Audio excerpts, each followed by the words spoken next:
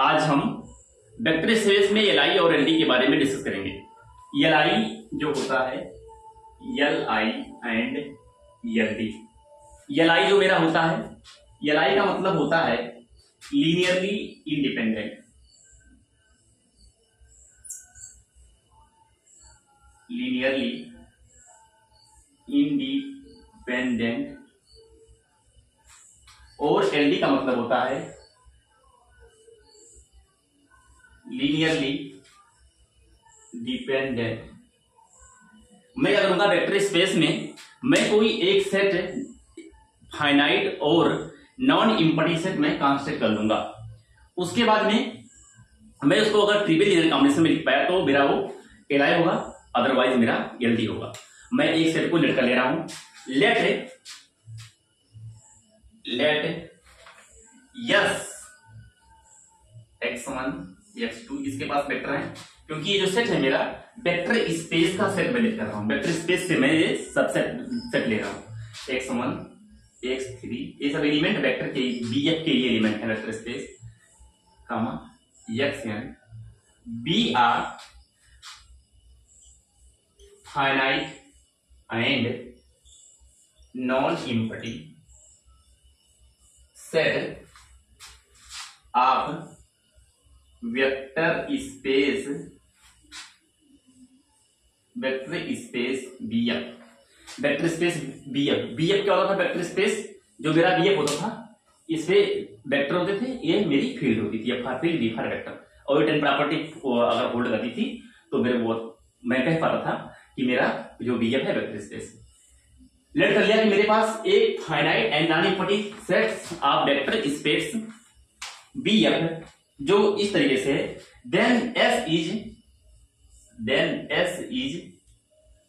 set to be Li linearly independent if zero vector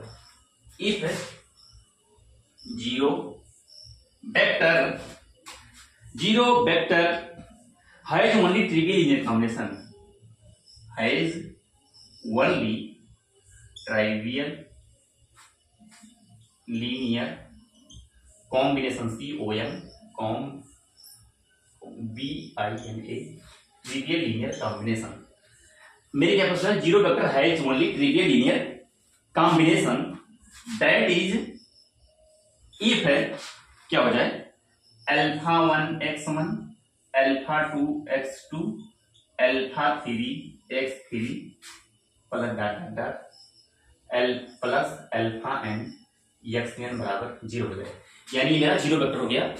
अगर मेरा zero vector जो है इसका linear combination trivial linear combination मिल जाए तो मेरा जो गिवन सेट है ए, अगर इस सेट को मैं फील्ड के एलिमेंट के साथ अगर लीनियर कॉम्बिनेशन बनाते हैं ऐसा, ठीक है ना, तो ए अगर मेरे को जीरो प्राप्त हो जाता है, यानी ट्रिवियल लीनियर कॉम्बिनेशन में होता है, जीरो मिल जाता है, तो मेरा गिवन सेट क्या होगा, एस क्या होगा, एल होगा। Okay, given set is L होगा। यानी यहां का मतलब है implies alpha I 0 for all I equal to 1 to n, यानी एक से लेकर मेरे जो n वेक्टर होंगे सब, जो मेरे n vector x1 x2 x3 data xn जो वेक्टर होंगे मेरे वेक्टर स्पेस के, यहां से जो मैंने सेट नानी पढ़ी से किया था, इसका linear combination trivial linear combination में था अल्फा सभी अल्फा आई मेरे क्या हो जाए, सभी a1 a2 a3 सब क्या हो जाए, 0 हो जाए। तो मैं कह पाऊंगा कि मेरा जो गिवन यहाँ पे जो मैंने लेट रखा है, जो मेरा यहाँ पे सेट है लेट किया जो मान रखा है, ये मेरा एल सेट है, ठीक है ना। अब इसको एल का बोलेंगे एंड इफ एट लीस्ट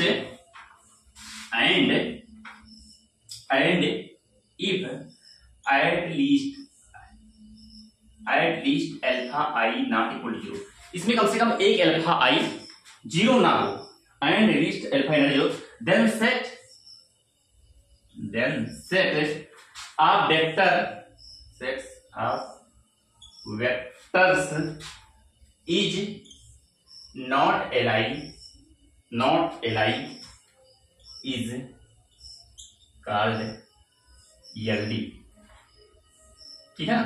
अगर यही ट्रिवियल लीनियर कॉम्बिनेशन, इसमें कम से कम एक अल्फा ई मेरा, एक अल्फा ई कम से कम ऐसा मिल जाए जो नॉन जीरो हो, तो ए जो ए सेट होगा ए एल ना होकर के ए सेट एल डी बन जाएगा। यानी सबसे पहले मैं एल आई चेक करूंगा और अगर मेरा सेट एल आई नहीं है तो मैं डायरेक्ट बोल दूंगा कि मेरा सेट गिवन जो लेट किया या गिवन सेट है क्या है, एल डी है। ठीक है ना। तो अब मैं आगे बताता हूं बेसिस क्या होता है। Basis L I L D हो गया, ये बहुत इंपॉर्टेंट टॉपिक है।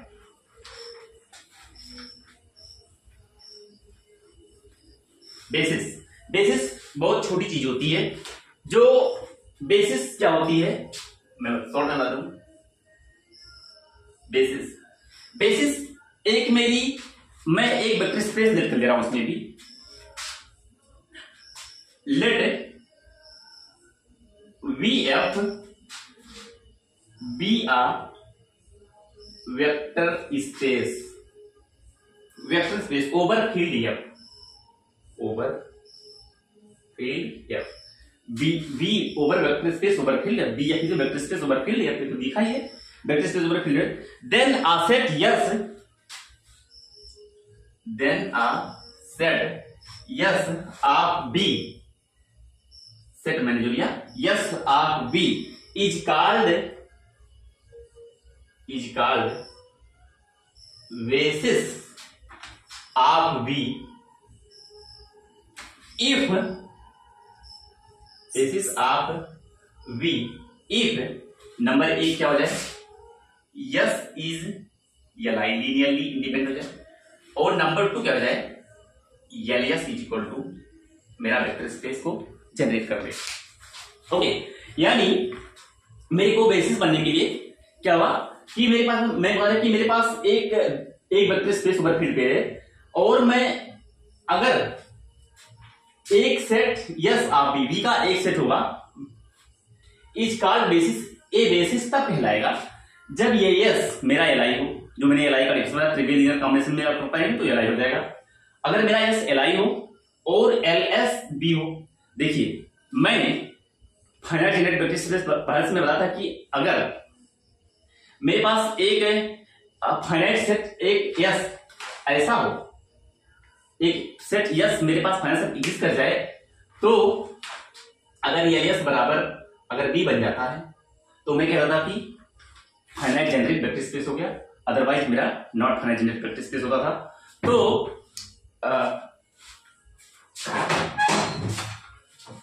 Not finite generate vector space होता था, लेकिन यहां पे जो मेरा एस वेक्टर में एस मैंने सेट लिया है, ये ना मैं यहां पे मैं बोला हूं कि ये फाइनाइट है और ना मैंने बोला है इनफाइनाइट।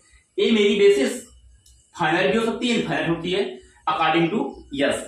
अगर एस मेरा फाइनाइट होगा तो मेरा बेसिस फाइनाइट बेसिस होगा, एस मेरा इनफाइनाइट होगा तो जो मेरा बेसिस होगा वो क्या होगा, इनफाइनाइट बेसिस होगा।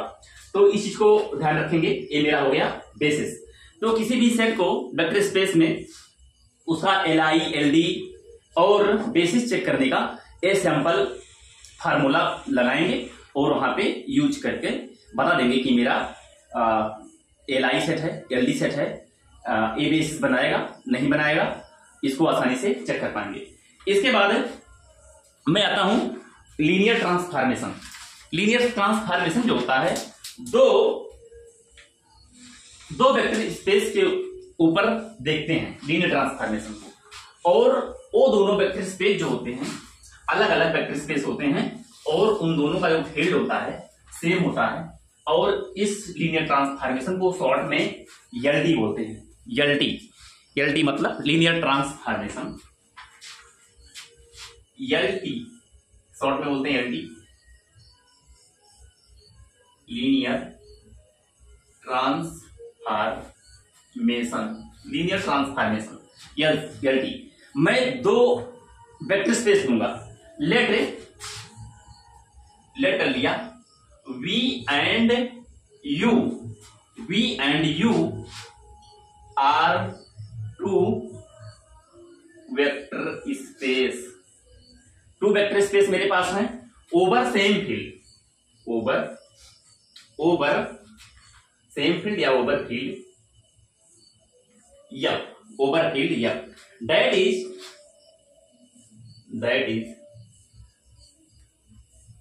We F vector space V F and U F, यानी सेम फील्ड है इसका, vector space over field F, इन दोनों के फील्ड क्या है, सेम है। तो या तो ये दोनों वेक्टर स्पेस, एक बी एफ होगा और एक मेरा यू एफ होगा, ठीक है ना। Two vector space are two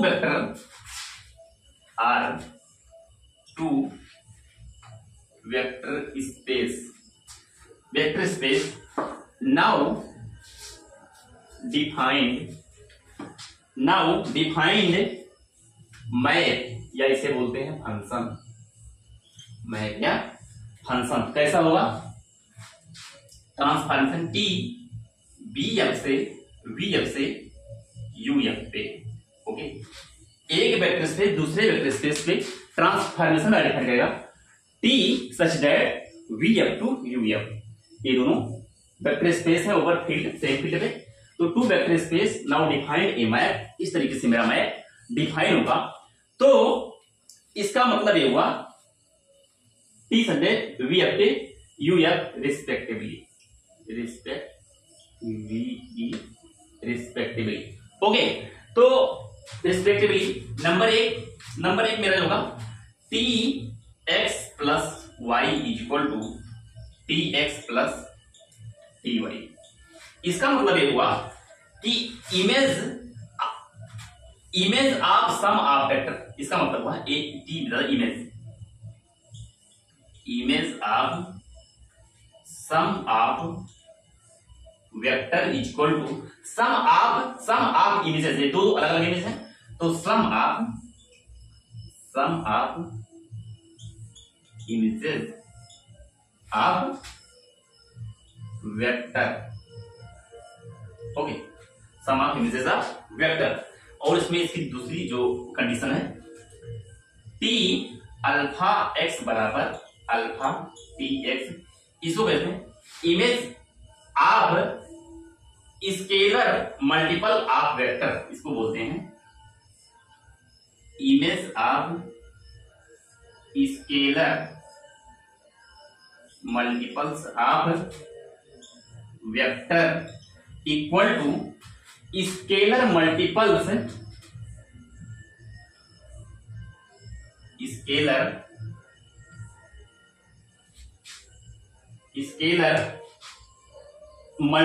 of image of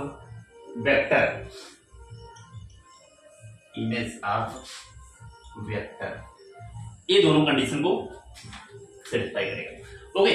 यानी image of sum of vector equal to sum of images of vector, और image of scalar multiples of vector equal to scalar multiples of images of vectors, okay. ये दोनों condition हो गया, okay. इसके बाद में आप देखेंगे,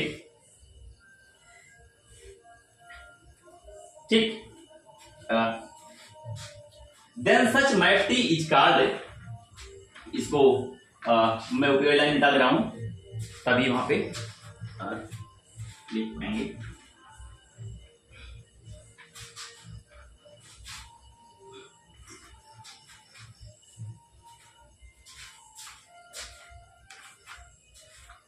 Then such map T is called, then such map T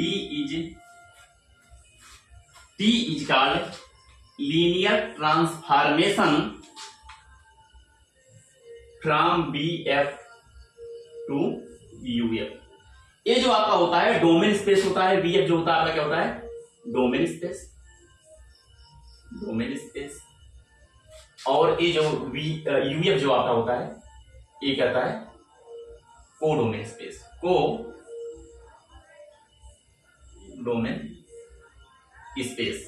ठीक है। Then such map is called linear transformation VF to UF। Combine these two condition भी है, combining these two कंडीशन भी है। अगर इन दोनों कंडीशन को मैं कंबाइन कर दूं तो a map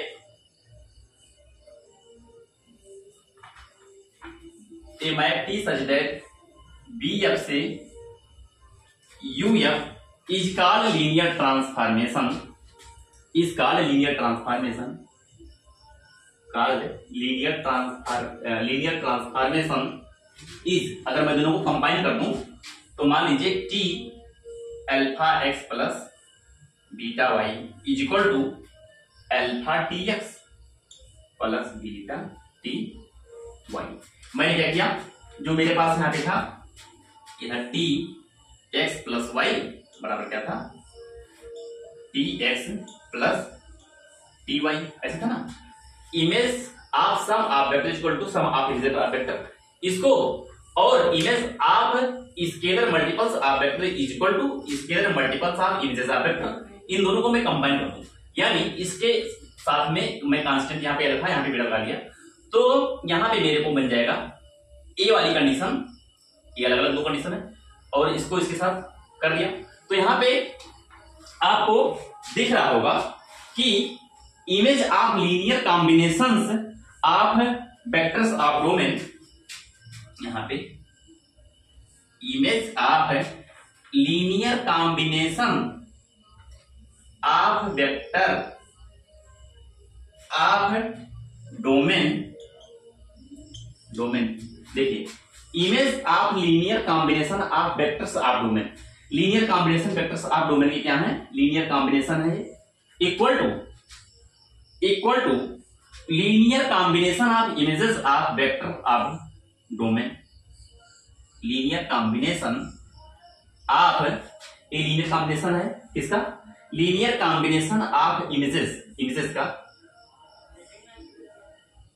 linear combination of images of vectors of domain. Okay, ठीक, पहली प्रॉपर्टी ए, दूसरी ए और तीसरी है मेरी कंबाइन प्रॉपर्टी, यानी मैं एक बार इसको मैं बोल दे रहा हूं, देखिए, image of sum of vector is equal to sum of images of vector, image of scalar multiples of vector is equal to scalar multiples of images of vector, और इमेज, ये देखिए पहले इमेज टी है ना, तो image of linear combination, ये linear combination यहाँ पे लिखा हुआ है, अल्फा एक्स प्लस बीटा क्या है, linear combination, image of linear combination of vectors of domain, domain के वेक्टर का लीनियर कॉम्बिनेशन यहाँ पर है इक्वल टू लीनियर कॉम्बिनेशन, ये भी लीनियर कॉम्बिनेशन में लिखा हुआ है, लीनियर कॉम्बिनेशन ऑफ इमेजेस, अलग अलग लीनियर कॉम्बिनेशन, इमेजेस का लीनियर कॉम्बिनेशन, जैसे यहाँ वेक्टर का लीनियर कॉम्बिनेशन था, यहाँ इमेजेस का, तो यहाँ पे है linear combination of images of vectors of domain. Okay, यहाँ पे इसको आपने देख लिया, तो मैं एक क्वेश्चन देखता हूं भाई, और मेरे को पता लग जाएगा कि चीजें मेरे से होने लगी या नहीं।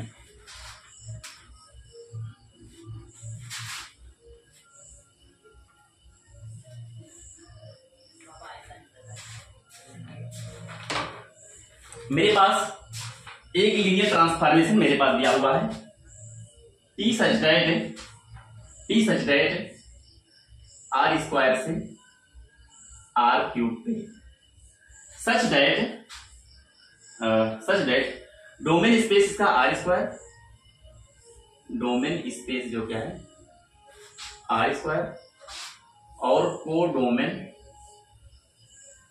स्पेस क्या है आर क्यूब है, आपको दिख रहा है, डोमेन स्पेस आर स्क्वायर और को डोमेन स्पेस आर क्यूब है। मेरे पास यहां पे कंडीशन दिया हुआ है कि T A comma B equal to A plus B, A minus B comma A square, ये दिया हुआ है, और मेरे को क्या करना है, मेरे पास एक एक्स मान लीजिए 1 कामा 1, और मेरे पास y एक दिया हुआ है -1 कामा +1। ओके, तो मैं इसको यहाँ पे tx को एक बार रखूंगा, यहाँ पे tx मतलब यहाँ पे 1 कामा 1 की वैल्यू निकालूंगा, तो क्या मिल जाएगा 2 कामा 0 कामा और 1 का स्क्वायर 1, ये मिल जाएगा। और फिर मेरे को टी वाई अगर रखूंगा, टी वाई यानी -1 कामा 1, तो मेरे को क्या मिलेगा -1 कामा 1, तो यहाँ पे 0 तो मिलेगा 0, यहाँ पे मिलेगा -2 और यहाँ पे मिलेगा मेरे को 1 मिल जाएगा। ओके, मेरे पास ए ट्रांसफॉर्मेशन दिया हुआ है, मेरे पास ये वेक्टर है एक्स वाई। ओके, मैंने यहाँ पे देख लिया। अब मेरे को यहाँ पे देखना है कि ये मेरा लीनियर रियलिटी है कि नहीं, लीनियर ट्रांसफॉर्मेशन है कि नहीं। तो सबसे पहले मेरा image of sum of vector T X plus Y यानी T X plus T Y की कंडीशन सेटिस्फाई होनी चाहिए, यानी टी एक्स की value T X plus Y यानी टी एक्स प्लस वाई। आप जानते हो अगर इन दोनों को टी एक्स प्लस वाई अगर कर दोगे तो आपको मिल जाएगा 1 1 0 और कामा 1 1 2 यानी A T X plus Y हो गया। इसको अगर इस पे रखते हो तो क्या मिल जाता है 2 और यहाँ पे -2 और ए 0 टी एक्स प्लस वाई मेरे को ए मिल गया। इसके बाद देखते हैं टी एक्स प्लस वाई मेरे को मिल गया। अब मैं देखता हूं कि टी एक्स और टी वाई मेरे क्या मिलेंगे। अब टी एक्स मेरे को ए मिला और टी वाई मेरे को ए मिला। टी एक्स टी वाई, ये तो मेरा टी एक्स है और ये मेरा टी वाई है। तो अब इन दोनों को टी एक्स अलग टी एक्स वाई को अगर मैं ऐड करता हूं तो क्या मिलता है मेरे को। तो यहाँ पे टी एक्स टी वाई को अगर मैं ऐड करता हूं तो मेरे को मिलेगा 2 कामा -2 कामा ऐसे रिस्पेक्टिवली 2 0 2 0 कामा 0 प्लस -2 और 1 1 2 2 -2 और 2 मेरे को मिल गया। यानी टी एक्स प्लस वाई और T X plus T Y ये दोनों सेम नहीं हुए, यानी T X plus Y not equal to T X plus T Y. ये कंडीशन फेल हुआ कि नहीं हुआ, ये दोनों कंडीशन फेल हो गया। तो आप बताएंगे कि मेरा लीनियर ट्रांसफॉर्मेशन बनाने से मना ही कर रहा है। फिर दूसरी प्रॉपर्टी क्या होती थी, टी अल्फा एक्स होती थी, जो क्या होती थी अल्फा टी एक्स होती थी। अगर इसको यहाँ पे मैं देख रहा हूं कि अगर मान लीजिए अल्फा की वैल्यू मैंने 2 पुट कर ले रहा हूं, अल्फा की वैल्यू मैंने 2 कर लिया, यानी टी और अल्फा की वैल्यू मान लीजिए 2 ले लिया और इसकी वैल्यू 1 कामा 1 ही है, 1 कामा 1 ही है ना। तो मेरे पास ये 2 तो अंदर मल्टीप्लाई हो जाएगा, तो आप इसको लिख पाओगे t2 कामा 2 और इसकी वैल्यू क्या होगी t2 कामा t की 2 कामा t। यहाँ पे पुट करोगे तो 2 2 4 क्या आएगा 4 और फिर 0 और फिर क्या मिलेगा आपको 404 आपको मिलेगा। और फिर आप इसकी वैल्यू आप पागे, इसकी वैल्यू आपको मिल गई। और फिर अगर मान लीजिए अल्फा मेरा अल्फा टी एक्स इस तरीके से, यानी 2 मेरा इधर बाहर है और टी एक्स ऐसा है, तो आप 2 और टी एक्स की वैल्यू आप जानते हो, और टी एक्स की वैल्यू 201 तो आपको क्या मिल जाएगा 402। तो आप देख पा रहे हो कि टी अल्फा एक्स यानी टी अल्फा एक्स और अल्फा टी एक्स यानी ये वाला अल्फा टी एक्स, इसकी वैल्यू 404 और 402 ये दोनों सेम थोड़ी नहीं है। 404 नॉट इक्वल टू 402, ये दोनों आपस में बराबर नहीं है।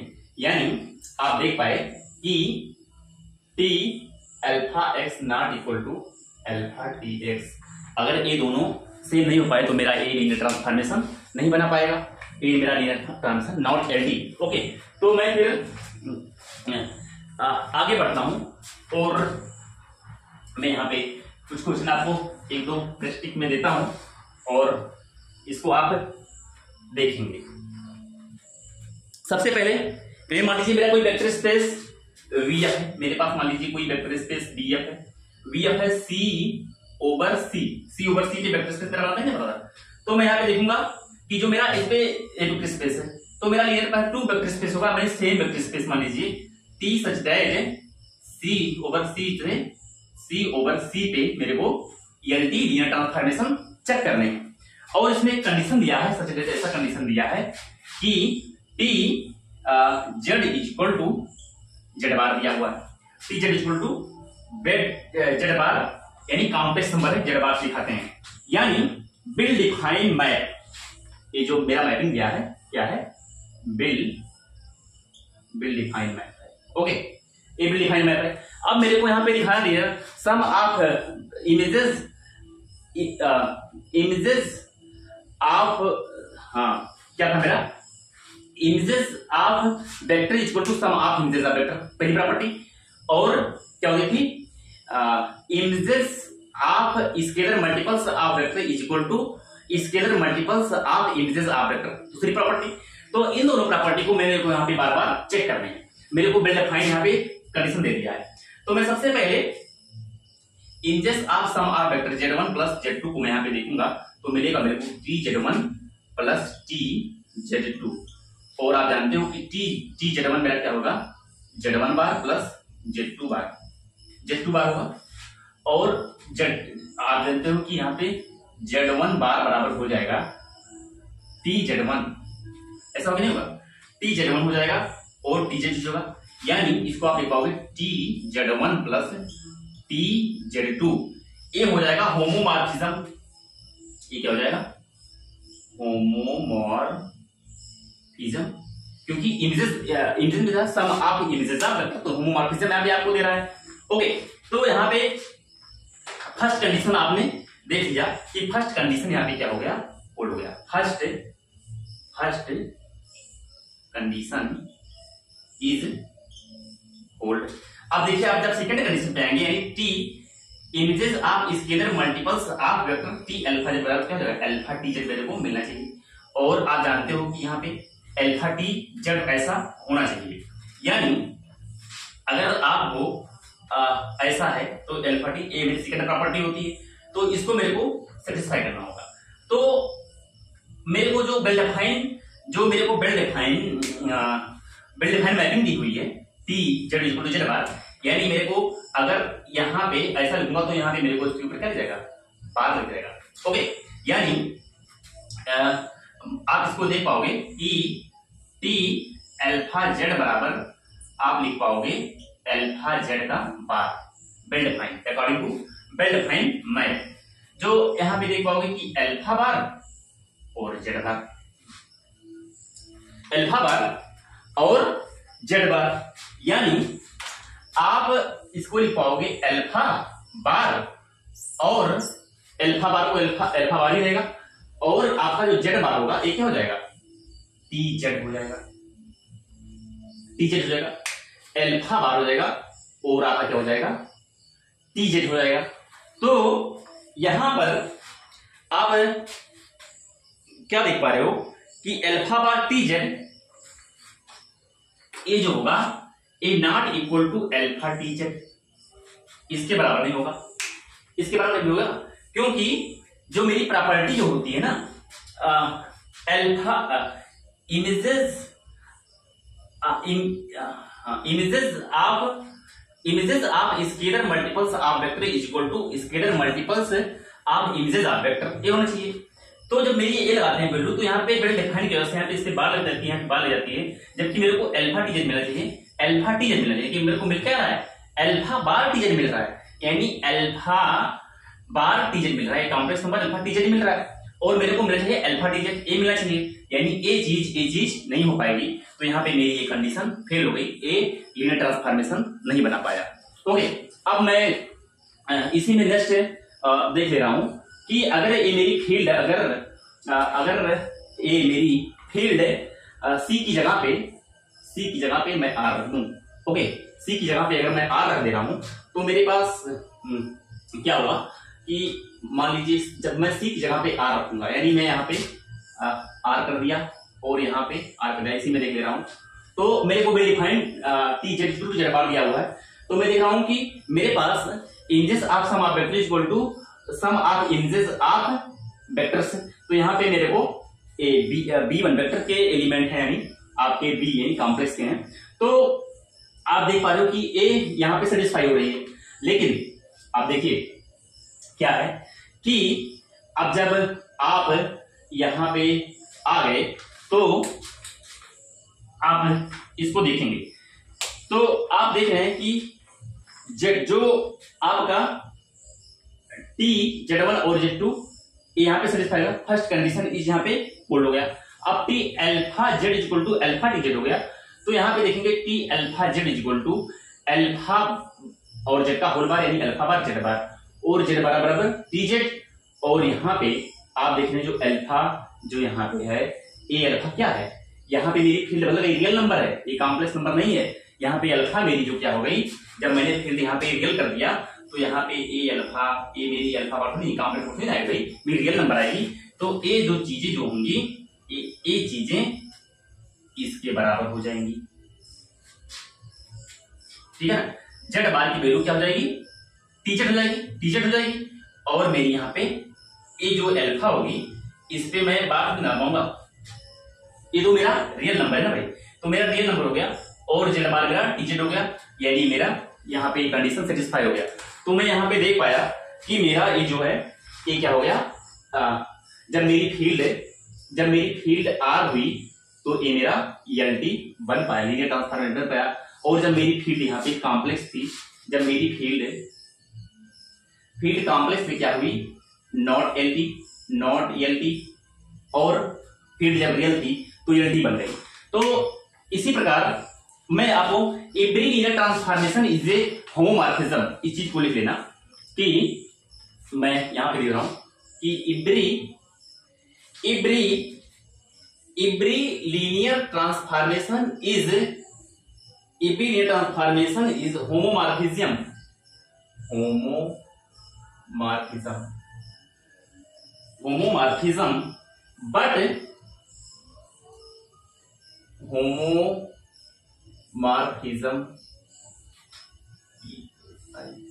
homomorphism need not linear transformation, यानी लीनियर ट्रांसफॉर्मेशन जो आपका होता है इंप्लाइज करता है होमोमॉर्फिज्म और ये इंप्लाइज करता है आपका फंक्शन। इस चीज को याद रखना है, लीनियर ट्रांसफॉर्मेशन इंप्लाइज होमोमॉर्फिज्म और homomorphism implies function need not be true. Okay, तो इस चीज को आप देखना और आप मेरे को फॉलो करिए और अपने दोस्तों को भी शेयर करिए, और ज्यादा से ज्यादा लोग मेरे टेलीग्राम चैनल पे चंद्रभान के नाम पे या आप गौतम लॉजिकल क्लास के नाम पे आप टेलीग्राम पे देखेंगे तो वहां पे मेरे को आप पाएंगे। और वहां पे मेरे लेक्चर प्रॉपर बेस से पड़े हुए हैं, या मेरे जो चैनल हैं, मेरे चैनल जो एक चैनल मेरा AKSRUCCPB करके है, इस पे मैं ऑर्डिनरी डिफरेंशियल इक्वेशन पार्शियल यानी मेरे जो होते हैं और अप्लाइड मैथ के लेक्चर डाले जाते हैं। और मेरा जो एक चैनल है गौतम लॉजिकल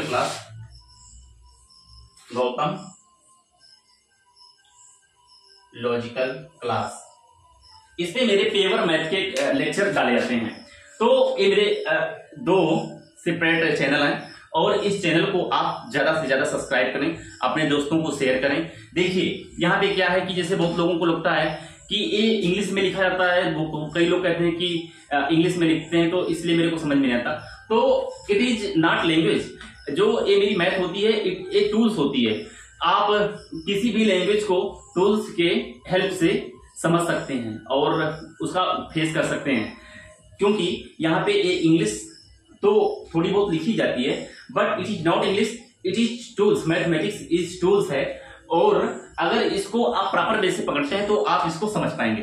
और यहाँ पे जैसे लोगों का कहना है कि डिफरेंशियल इक्वेशन में जैसे कैलकुलस और जैसे डिफरेंशियल होता है, इंटीग्रेशन होता है, तो जैसे 11-12 में जो यूज होते हैं तो यहाँ पे फार्मूले यूज होते हैं और वहां पे वो फार्मूले आपके वहां क्वेश्चन जैसे होते हैं। तो यहाँ पे भी अगर आप पढ़ते हैं तो आपको पढ़ने के तरीके पता हो जाएगा, यानी टूल्स पता हो जाएगा और आप आसानी से चीजों को कर पाएंगे। अदरवाइज आपका पढ़ने का जो क्या है हैबिट बन जाएगा और आपका पढ़ने में इंटरेस्ट बढ़ता रहेगा। तो आप मेरे टेलीग्राम चैनल को फॉलो करें और वहां पे जाएं और मेरे ग्रुप को ज्वाइन करें और मेरे चैनल को ज्यादा से ज्यादा के पास, दोस्तों के पास और फ्रेंड रिलेटिव हर किसी के पास शेयर करें। देखिए क्या है कि जीत आपकी नहीं तो किसी की सही, लेकिन जीत तो जीत होती है। तो इसीलिए ज्यादा से ज्यादा लोगों के पास शेयर करें ताकि हमारा आपका भला हो। Thank for watching my video.